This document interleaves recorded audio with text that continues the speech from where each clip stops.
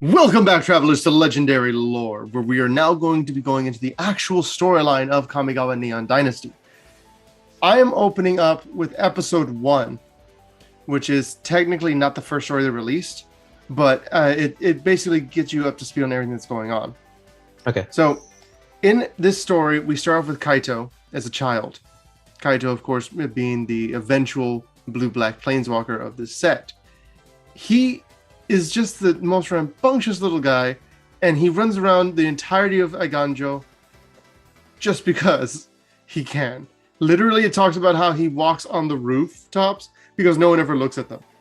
They're always looking outwards and trying to make sure nobody gets in or whatever. No one ever bothers to look up. And so he gets really, really good at balance and stuff like that, and basically stealing things. There's a moment where you get to see him in the kitchen, and there's these little blue mochi, and they have little faces of a crescent smile on them, which to me, when I read that, it filled me with joy to know that the actual character of Mochi became like a cultural thing where they just make little mochis and they bite them and eat them like Hijetsugu did. I was going to say Hidetsugu is still part of the culture too. Yeah, exactly. The most lighthearted, violent thing he's ever done. Yep. And you also get to see there's a kami that specifically washes dishes and has little bubbles and plates around their head and stuff like that. It's just a really cool thing to see this world unravel around you in this way. But essentially, kind of sounds like Davriel's demons. The what? Kind of sounds like Davriel's demons. Yeah. So you have a kami for everything. What? You have a kami for everything. He had a demon for everything. It's true. He did. He really did have a demon for everything. But yeah, there's kami there's a kami for everything, and then there's kami for things that don't exist yet, which is a cool thing that was mentioned in the story at one point. That if you were to look at the way things are, the technology coming into existence is also giving rise to new kami that work with that technology or reference that technology, meaning that those kami either have always existed and the concepts of the technology have already existed in the what was possible in the spirit world. Yeah, and just needed to be brought into existence, or that the kami accept those things and have adapted to them. And those are both used as different counter arguments to the idea that technology is unnatural, like the way Green sees it. It's very interesting that just the way it develops, because there's a lot of Shigeki. He sees it as a perversion of everything else. But anyways, back to the story itself. You have Kaito and he meets Eiko. Eiko, he meets up with her. It's his sister, and the two of them have always trained together under Light Paws. Light Paws being their mentor. She's a kitsune, and so Light Paws basically says, Kaito, it's time. You're way past the age that you should have been to decide what you're going to do with your life, and you can't stall anymore. And the reason she tells him that is because Eiko has already decided as well. Eiko chose to basically become an ambassador for the kami. This shatters Kaito's entire existence because he is very attached to his sister, and he realizes that he's been holding her back, and that now they will never be able to train again together, and that means he will be alone. He has no one and nothing to do. Light Paws basically allows him an opportunity to get a new trainer and work with him instead. So basically, there's a guy named Swiftarm. Swiftarm is a kitsune he's in this middle of this really nice courtyard, and he's sent to basically train with this guy Swiftarm and this random person. Now this random person, she approaches him, and he does not know, he's never seen her before, but he recognizes her voice. The reason he recognizes her voice is because throughout the entirety of the time that he has existed in this area, in Eiganjo, because he was an orphan, he brought in and all sorts of stuff. While he was in Eiganjo, he actually became friends with this girl. This girl is the Emperor.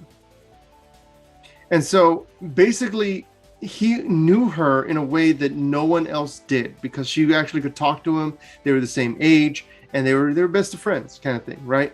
It's basically the kid version of how Aladdin would have gone if Jasmine saw Aladdin running on rooftops in the palace. Exactly. Kaito is a street rat. That's right. So basically, what happens is that Kaito, he sees all that happen, and she's suddenly there, and he hears her voice, and he's like, "Oh my gosh, it's you!" And he holds back in his fight.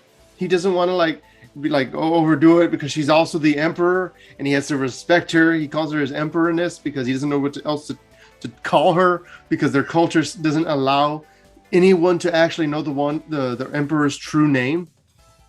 So if for any reason you were to make a card that had to reference the emperor's name, it would have no name on its type line.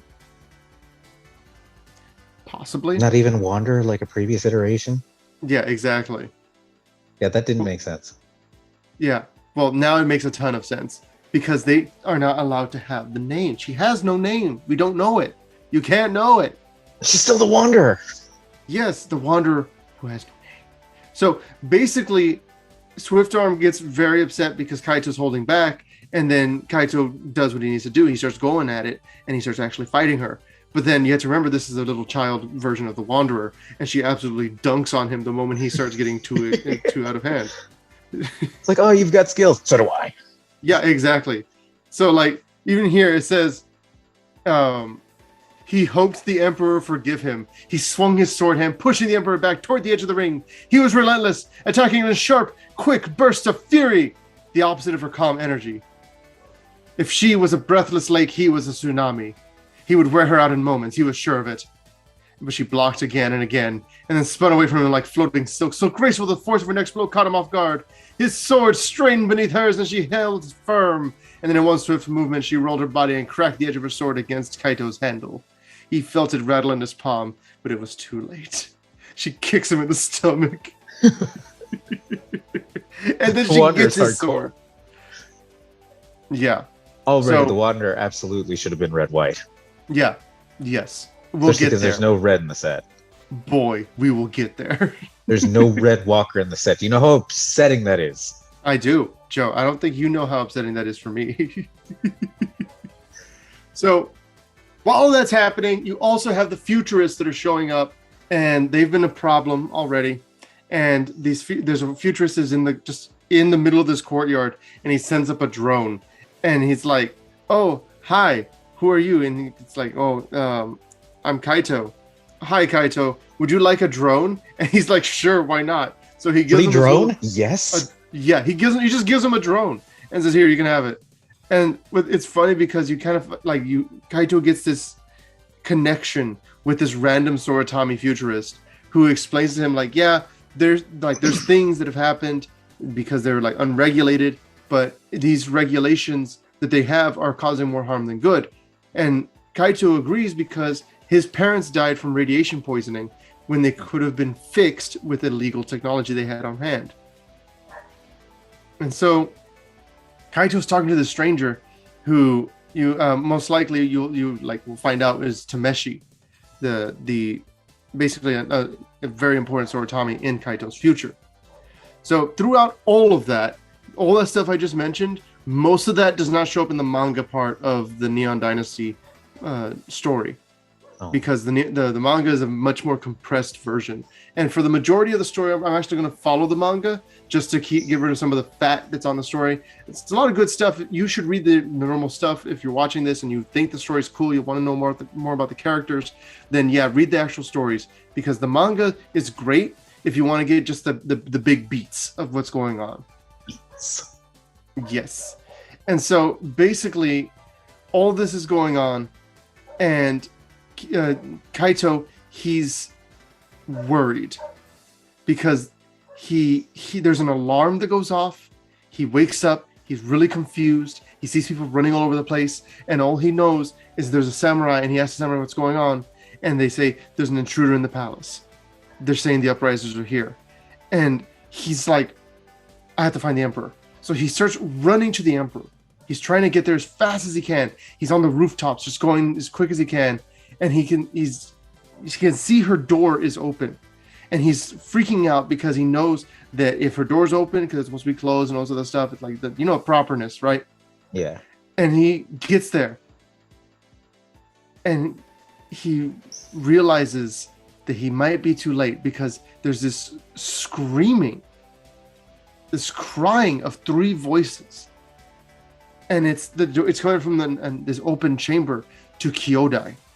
Kyodai, of course, being the kami from the end of the original Kamigawa story, who has up to this point existed as it is. And by the way, Michiko is super dead, and Kyodai is the one that selects whoever becomes the new emperor and bonds with that person. So the emperor has already bonded with what? That's cool. Yeah, it is. So Kyodai has already bonded with the emperor, and now we have this whole deal happening where there's just screaming everywhere. There's the siren going off. He doesn't know what's happening, and he sees Kyodai, which he'd never seen before, and he's like, "Wow, that is terrifying." And if you were to get a good look at Kyodai, you would see that she's actually comprised of a bunch of golden arms that like make up her entire body, and then 3 porcelain masks that all look like Michiko. So Kyodai is not just a scaly version of Michiko anymore. No, it's definitely not. Now it's like a full-on soul of Kamigawa. It is a world soul kind of thing. Okay. And so Kyodai's like there's a little pond in Kyodai's chamber, and it's just writhing in it. And there's this fog all around it, right?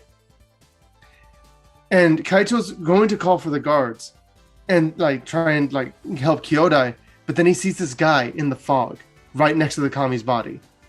And it says it's a man dressed in chrome armor like nothing Kaito had ever seen before, and a metal arm that pulsed with purple energy, and the ends forming a monstrous claw. And when he locks eyes with Kaito, what? I know that description. Yeah, exactly. And the eyes glowed an otherworldly pink. The man sneers at him and then jumps from the fog toward an open balcony. I know that sneer. Yeah, I know that sneer from anywhere. So Kaito has the ability to kind of do like slight telekinesis effects. So he starts tossing stuff at the guy, like little like plates from the ceilings, right? I get how it makes sense, but also I'm seeing how they shoehorned blue into him. Yeah. That's the most blue thing about him, actually. That and his he's technologically advanced, which is also red. Yeah, they had. I guess they had him connect with the futurist there at the beginning. So yeah, they did have exactly. So it's more his connections that define his color than his actual character at this point. We'll get there. Sorry, guys, I'm making Ricky do the coin. Yeah. So basically, by the time he gets to the roof, the guy's gone. He doesn't understand what's happening. He doesn't realize that Tezzeret just planeswalked. By the way, that was Tezzeret. Whoopity doopity. What? And here's something important. This is 10 years ago when all this is happening. He's still a kid. Kaito's a kid. 10 years ago, Tezzeret was not yet working for Bolas. The new Phyrexians hadn't taken over Mirrodin yet. That kind of makes sense. So when Tezzeret had his own thing going on here, and then when we time skip, Tezzeret's just like, wait, I'm not being controlled by a dragon anymore. What was I doing? Exactly. I love that. Whatever's happening, Tezzeret had already been planning all this time back. I love that. And it just got put on hold. For Bolas' and you'll find out more about that. But basically, this story ends with Kaito trying to tell everyone there was a guy with a metal arm. He was really weird. He disappeared. He kidnapped the emperor or something. I don't know. And they're all like, a metal arm. It was a futurist. It had to be a futurist. That's the only explanation. A futurist kidnapped the emperor. And Kaito's trying to tell him, like, no, that's not what happened. Those are my friends. This guy was not my friend. Yeah, exactly. He's not good guy. He is bad guy. Emperor taken. No. And it was at that point when they all were like, forget you, Kaito. Go to your room. This is an imperial matter. We'll deal with this. Kaito realized that there was nothing there for him. Yeah, there was his sister, but his sister had her own life. Light pause. He had always wanted her approval, but he never could get it. And the only person he ever wanted to be with, the Emperor, is now gone. And the only people that can save her aren't even looking in the right place. So it's at that point that Kaito decides that it's over for him in Naiganjo, and he leaves. He gets over the final wall in Gainjo and does not look back. That is the end of that first little story. Now, next time around, we're going to go into basically everything that happens to Kaito in that time frame, up until the point where he, right after he winds up becoming a planeswalker.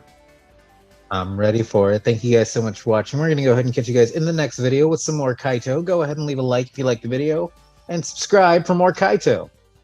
Kaito! Kaito! Kaito!